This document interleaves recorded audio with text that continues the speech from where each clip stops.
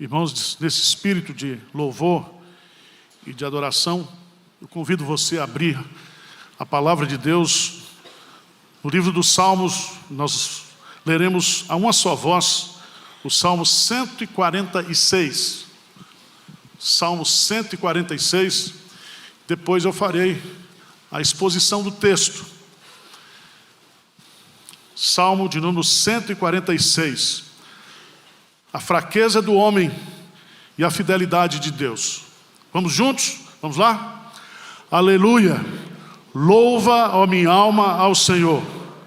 Louvarei ao Senhor durante a minha vida. Cantarei louvores ao meu Deus enquanto eu viver. Não confieis em príncipes, nem nos filhos dos homens, em quem não há salvação. Sai-lhes o espírito e eles tornam ao pó. Nesse mesmo dia perecem todos os seus desígnios. Bem-aventurado aquele que tem o Deus de Jacó por seu auxílio, cuja esperança está no Senhor seu Deus, que fez os céus e a terra, o mar e tudo que neles há, e mantém para sempre a sua fidelidade, que faz justiça aos oprimidos e dá pão aos que têm fome. O Senhor liberta os encarcerados. O Senhor abre os olhos aos cegos, levanta os abatidos. O Senhor ama os justos. O Senhor guarda o peregrino, ampara o órfão e a viúva, porém transtorna o caminho dos ímpios. O Senhor reina para sempre. O teu Deus, ó Sião, reina de geração em geração. Aleluia. Amém. Louvarei ao Senhor para sempre. É o tema da mensagem. Adoração não faz parte da vida cristã. Adoração é a vida do cristão. Depois que nos tornamos santuário do Espírito Santo, sacerdotes do Deus vivo e verdadeiro, o culto, a adoração a Deus, o louvor a Deus, não é um evento, mas é um estilo de vida.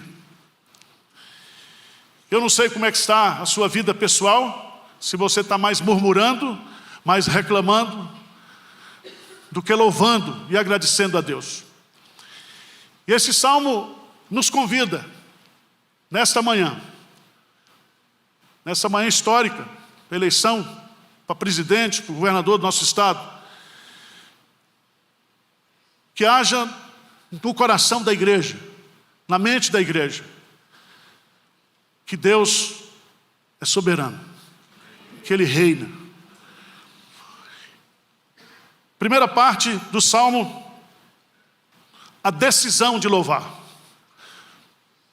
Então, louvar a Deus, você tem que tomar uma decisão. E o salmista que compôs este salmo, nós não temos registro de quem foi, mas ele começa, assim como os Salmos 147, 148, 149, 150, com a expressão aleluia, aleluia. E o salmista diz assim, aleluia, louva, ó minha alma, ao Senhor. Louvarei ao Senhor durante a minha vida, cantarei louvores ao meu Deus, enquanto eu viver. Preste atenção que essa palavra aleluia, no hebraico, é uma expressão que junta louvor a Deus. Aleluia. Iá é a expressão do nome Yahvé. Porque louvor somente a Deus. Como nós cantamos aqui. A Deus, somente a Deus. E é tão interessante que o salmista vai nos ensinar que nós devemos louvar ao Deus vivo e verdadeiro, ao único Deus que existe. Louvá-lo não somente por quem Ele é, mas por aquilo que Ele faz, por aquilo que Ele tem feito por nós. E eu creio que todos nós aqui temos motivos de gratidão a Deus, para louvar a Deus. Só o fato de nós estarmos salvos já é o grande motivo da adoração da nossa vida. Mas o salmista, ele toma a decisão de louvar. E nós que vivemos na nova aliança, nós vivemos sob o estilo de adoração, de louvor. Mas veja que ele vai colocar aqui, nessa decisão, a forma de louvar. Ele diz: louva, ó minha alma, ao Senhor.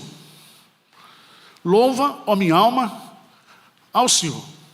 Quando ele usa louva a minha alma, ele está dizendo que eu devo louvar a Deus com todas as minhas forças, com todo o meu interior, em verdade, em sinceridade. É uma expressão clara daquilo que Jesus Cristo diz, que nós devemos amar a Deus com toda a nossa mente, com todos os nossos sentimentos, com todas as nossas forças. Mas ele acrescenta, além da forma sincera, integral, inteira, ele vai colocar aqui que ele vai louvar a Deus com cânticos. Ele louva a Deus com cânticos espirituais. E não tenho dúvida que o cântico, ele é a forma mais sublime de adoração. Cantamos o que sabemos, cantamos o que aprendemos da palavra de Deus, cantamos o que sentimos. O nosso Deus habita em meio aos cânticos e aos louvores.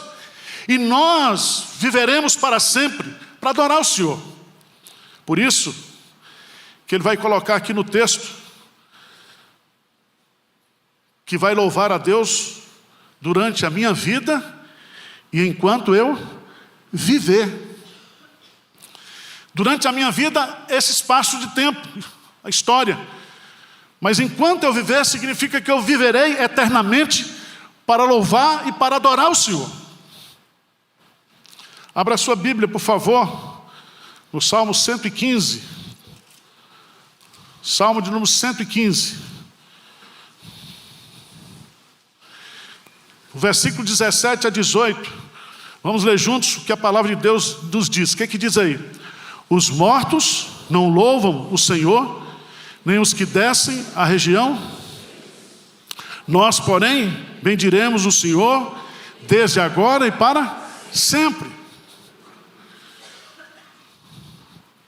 Significa que uma vez adorador para sempre.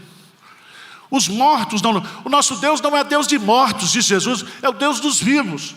E na presença de Deus, agora no céu, há anjos que estão cantando e louvando e adorando ininterruptamente na sua presença. Por isso que o salmista toma essa decisão. Toma essa decisão, que eu e você precisamos tomar também. A decisão de viver uma vida de louvor, de adoração, de gratidão a Deus. Amém? Segunda verdade que o Salmo nos ensina é o perigo, o erro de nós confiarmos em pessoas, em homens. Veja no versículo 3 e 4, vamos ler juntos, o que é que diz? Não confieis em príncipes, nem nos filhos dos homens, em quem não há. Sai-lhes o espírito, e eles tornam ao pó. Nesse mesmo dia perecem todos os seus desígnios. A nação de Israel, o povo de Israel, estava iludido com acordos internacionais com outros povos, com outras nações, com outros reis. E Deus está dizendo: olha, vocês estão equivocados. Aí há um mandamento, há uma proibição. Não confieis em príncipes, nem nos filhos dos homens. Irmãos, quem muda a nossa vida, quem muda a nossa história, quem muda o nosso país é Deus. Então nós temos que confiar em Deus. É Deus que faz tudo, é Deus que dirige tudo, é Deus que põe e tira governantes, é Deus que abre oportunidades, é Deus que manda bênçãos do céu para a nossa nação.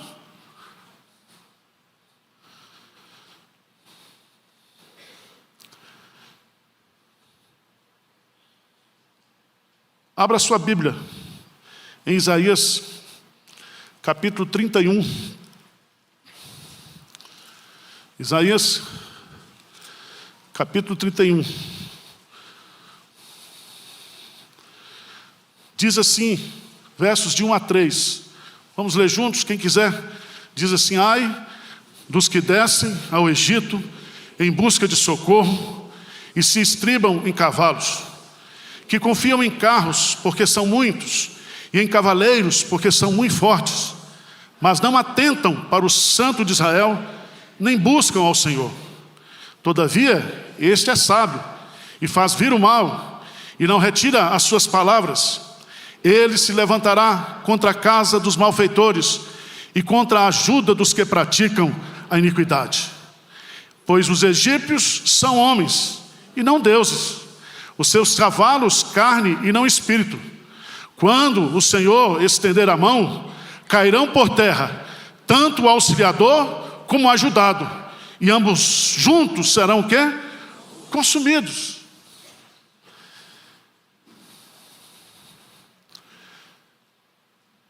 Mas por que Deus proíbe? Ele vai colocar duas razões.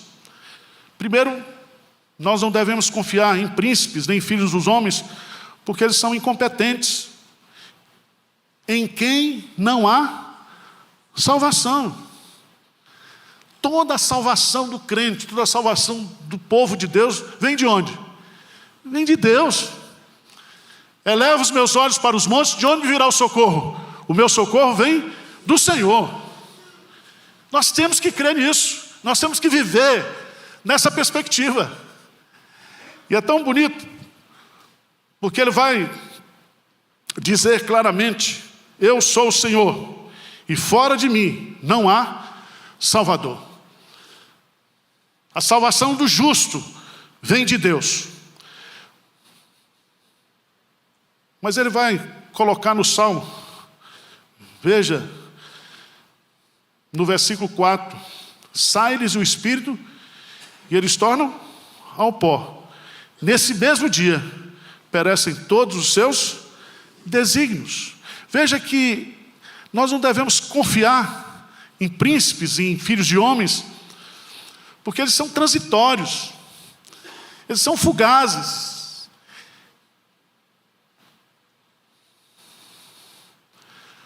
A palavra homem aqui, a palavra Adão, no hebraico, significa terra, pó.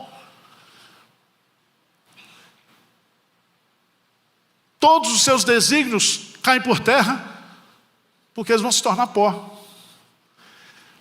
Mas o conselho do Senhor, os desígnios do Senhor, permanecem para sempre. Então nós precisamos adorar ao nosso Deus, louvar ao nosso Deus todos os dias. Louvaremos o Senhor para sempre. E nós não podemos colocar como nosso objeto de confiança homens e príncipes dos homens. É Deus que deve ser o nosso objeto de culto, de adoração e de louvor. E é tão importante isso,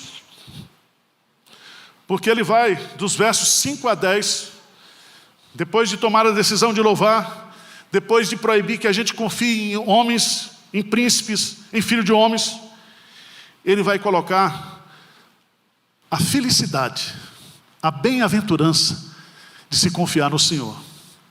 Veja que coisa linda. Lê comigo o versículo 5. O que ele diz aí? Bem-aventurado aquele que tem o Deus de Jacó por seu auxílio, cuja esperança está... Presta atenção. 3 lições nesse versículo. Primeiro, a bênção. Bem-aventurado. Bem-aventurado significa abençoado de forma exponencial. É uma felicidade duradoura, é uma felicidade sobrenatural, é uma felicidade que vem de Deus, é ter uma vida abençoadíssima. A fonte da bênção, aquele que tem o Deus de Jacó por seu auxílio. Não é o Deus de Israel, é o Deus de Jacó. Ele é o Deus dos pecadores, dos crentes imperfeitos. A palavra auxílio aqui significa aquele que socorre, aquele que ajuda nas nossas imperfeições, nas nossas carências, nas nossas necessidades. Ele, o Senhor, é o nosso auxílio.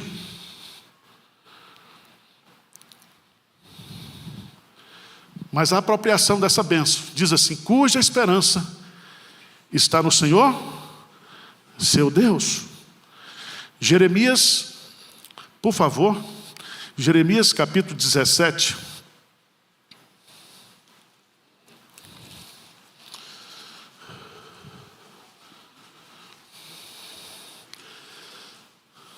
Versículo 4, diz assim, vamos ler juntos?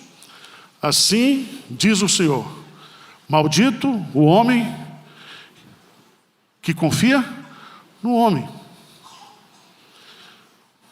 No Jeremias 17, 5, é o 4, o que diz aí?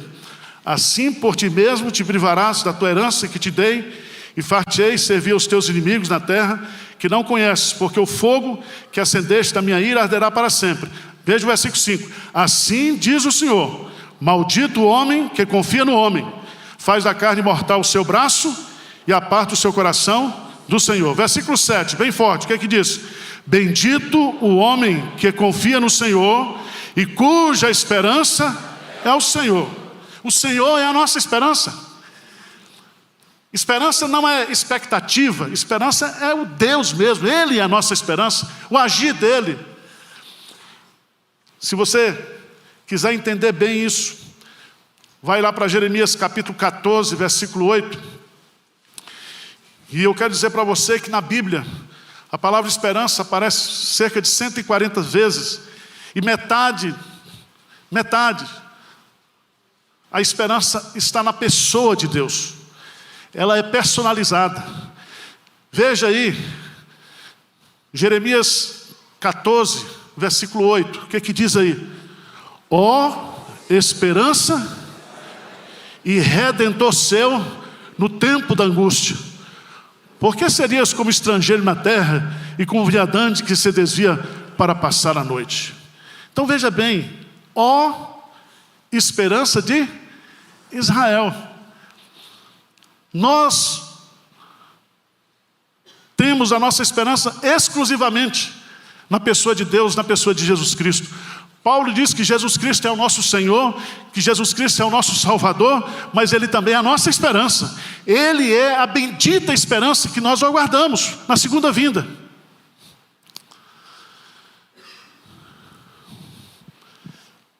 O salmista, depois de falar da felicidade, da bem-aventurança de ter Deus como a nossa esperança, ele vai apresentar aquilo que Deus é e faz graciosamente por nós. Primeiro, veja no Salmo, o versículo 6, que esse Deus que é a nossa esperança. Versículo 6, o que diz aí? Que fez os céus e a terra, o mar e tudo o que neles há, e mantém para sempre a sua fidelidade. Então veja bem, o Deus que nós confiamos, o Deus que é a nossa esperança, Ele é o Criador de todas as coisas. Tudo que existe, tudo que sobrevive, tudo que respira, deve louvar ao Senhor, porque a nossa respiração, a nossa existência está em Deus. Nele vivemos, nos movemos e existimos. Segundo lugar, mantém para sempre a sua fidelidade, como nós cantamos aqui. Esse atributo da fidelidade de Deus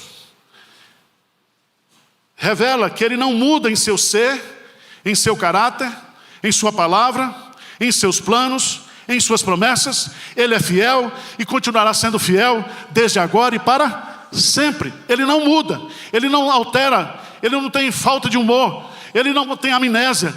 Ele é constante, fiel, verdadeiro, presente na nossa vida.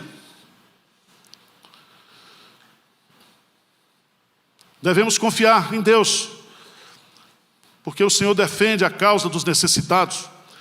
diz aí que faz justiça aos oprimidos, dá pão aos que têm fome. Deus é o juiz de toda a terra.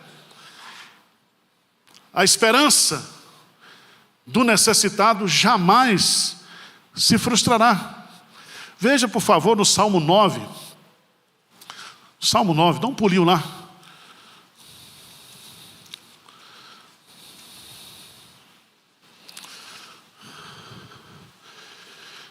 No versículo 9 diz: o Senhor é também alto refúgio para o oprimido, refúgio nas horas de tribulação.